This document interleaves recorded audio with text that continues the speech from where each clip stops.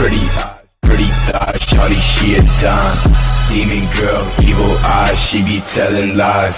Slim waist, Yeah, and so we're talking about Starlink. So you've heard of Elon's company. So they're currently sending 2,200 satellites to low Earth orbit to give internet access to rural areas. So do you think this is an optimal strategy for creating internet infrastructure for rural areas?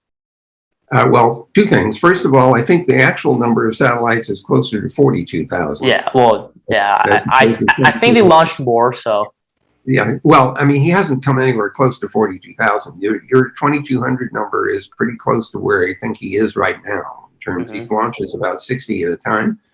I actually asked Elon about this, and I said, it's going to take a long time to get to 42,000 satellites, especially if you have to do it 60 at a time. And he said, well, he isn't going to do it 60 at a time. You know that he has this other spacecraft that he's building that could take 100 people to Mars. Imagine how many satellites you could carry if you're only going into low Earth orbit.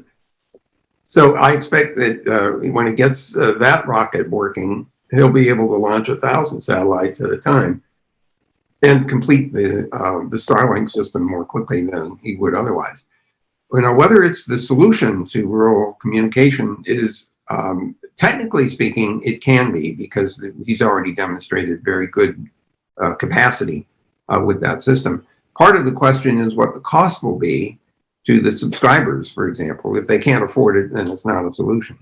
So we hope that the costs will be driven out over time and be affordable to people living in rural areas that ordinarily would not have access to the internet.